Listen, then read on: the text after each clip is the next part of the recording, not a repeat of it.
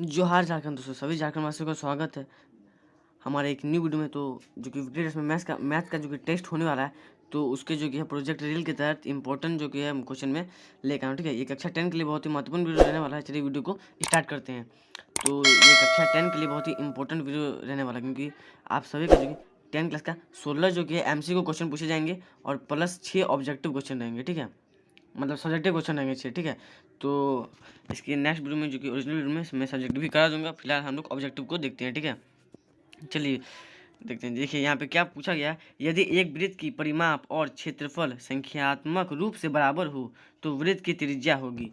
तो देखिए 2 मात्रक, 5 मात्रक, 4 मात्रक या 7 मात्रक। देखिए संख्यात्मक रूप से यानी कि अगर यहाँ पे सवाल अगर यदि एक वृत्त की परिमाप और क्षेत्रफल संख्यात्मक रूप से बराबर है, यानी कि अगर वृत्त जितना है, वृत्त अगर 7 है तो परिमाप भी 7 होगा। ठीक है, दोनों बराबर है, तो इस रूप से इसका जो कि राइट आंसर हो जाएगा 7। ठीक है, 7 मात्रक राइट आंसर हो जाएगा। चलिए सेकंड नंबर देखते हैं।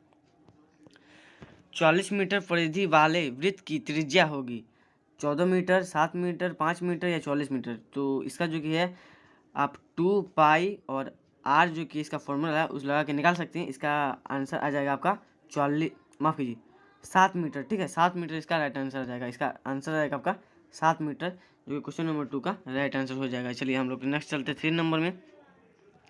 एक पहिए का व्यास 4 मीटर है तो 400 चक्कर में वह कितनी दूरी मीटर में तय करेगी। ठीक है, उसे मीटर में बताना। तो ये जो कि है आपको क्या करना है, इसको जो कि है गुना, मतलब कि देखिए एक पहिए का व्यास 4 मीटर है तो 400 चक्कर में वह कितनी दूरी तय करेगी। ठीक है, तो यहाँ पे जो कि है 1600, देखिए इसमें दिया हुआ है ऑप्शन 1600, 800, 1600 पाई या 800 पाई। तो ये जो कि आप सभी को 2 से जो कि है, जैसे कि यहाँ पे दिया हुआ है 400। ठीक है, तो 400 का आप 2 से गुना दे दीजिए। ठीक है, तो जितना आ जाएगा आंसर वही होगा इसका राइट आंसर, यानी कि इसका राइट आंसर 800 हो जाएगा। ठीक है, जो कि व्यास जो कि है आधा में होता है वृत्त के, इसलिए 2 से आपको गुना देना है। चलिए नेक्स्ट देखते हैं हम लोग क्वेश्चन नंबर 4। ठीक है, वृत्त की किसी जीवा की लंबाई वृत्त की त्रिज्या के बराबर हो तो जीवा द्वारा केंद्र पर बनाया गया कोण बराबर होगा।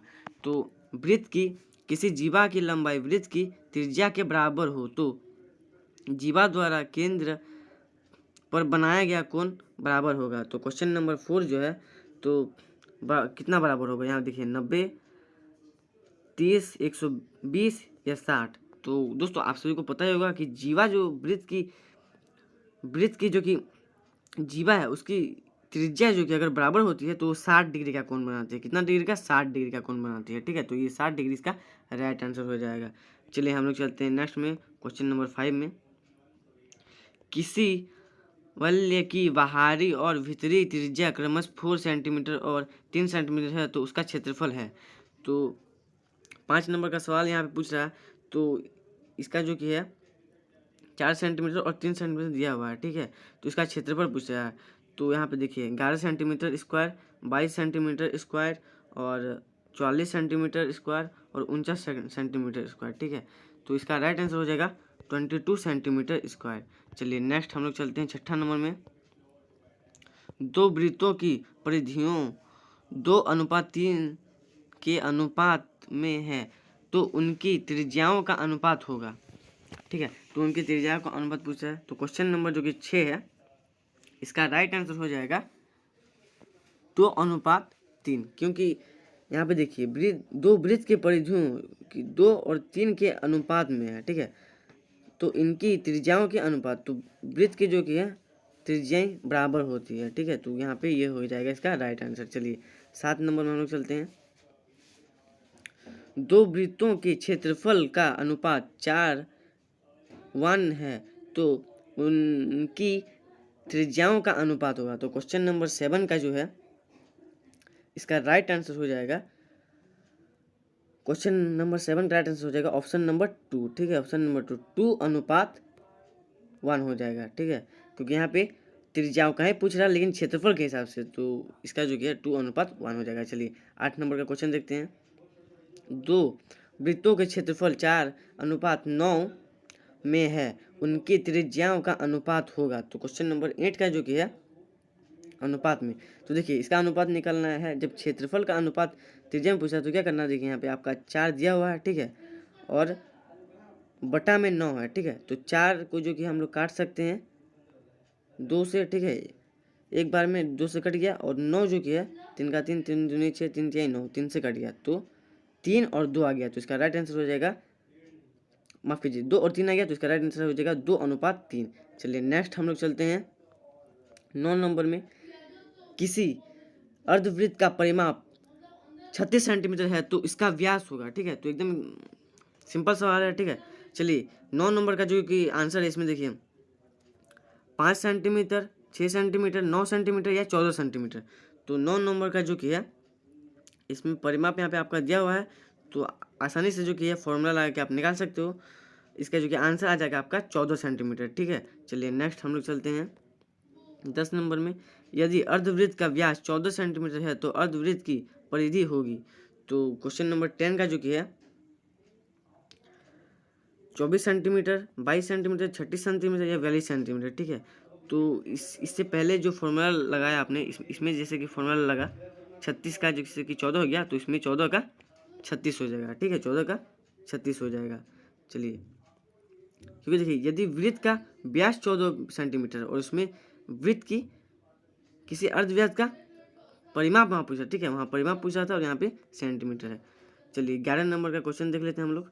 एक अर्धवृत्तकार खेत का व्यास 14 सेंटीमीटर है, इसका क्षेत्रफल क्या होगा। तो क्वेश्चन नंबर 11 का जो कि है यहाँ पे ऑप्शन देख लेते हैं। 56 पाई सेंटीमीटर स्क्वायर, 63 पाई सेंटीमीटर स्क्वायर, 45 सेंटीमीटर स्क्वायर या 72 सेंटीमीटर स्क्वायर।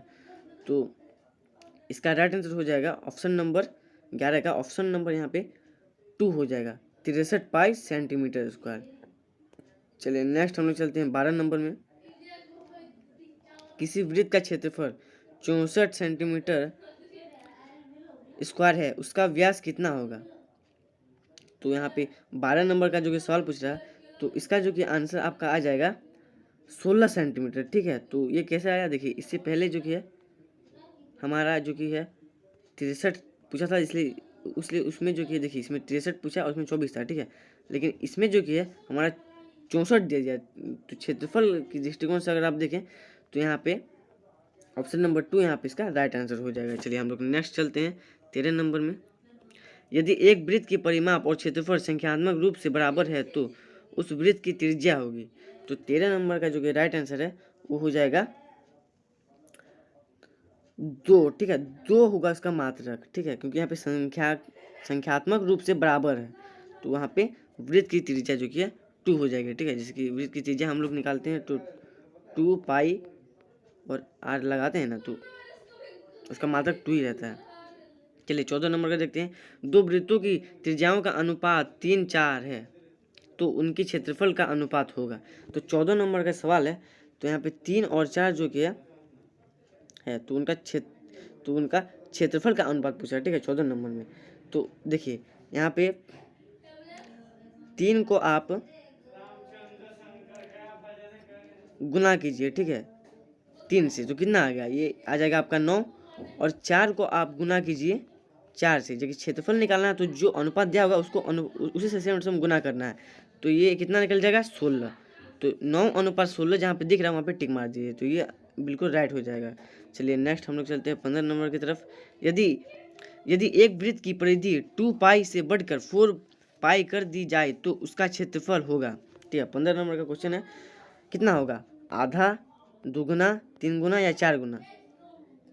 तो देखिए यहाँ पे 2 जो कि पाई था तो यहाँ पे 2 गुना था, लेकिन यहाँ पे जो कि है 4 पाई है तो यहाँ पे बढ़ के कितना हो जाएगा 4 गुना, यानी 4 गुना हो जाएगा। तो इसका राइट आंसर हो जाएगा 4 गुना। चलिए 16 नंबर का क्वेश्चन हम लोग देखते हैं। यदि किसी परिधि की माप 220 मीटर हो तो उसकी त्रिज्या का मान निम्नलिखित में से कौन सा होगा, ठीक है। तो चलिए क्वेश्चन नंबर 16 का हम लोग देख लेते हैं। देखिए इसका पहला ऑप्शन हो जाएगा 30 मीटर, 35 मीटर, 54 मीटर या 55 मीटर। तो इसका जो कि राइट आंसर हो जाएगा हमारा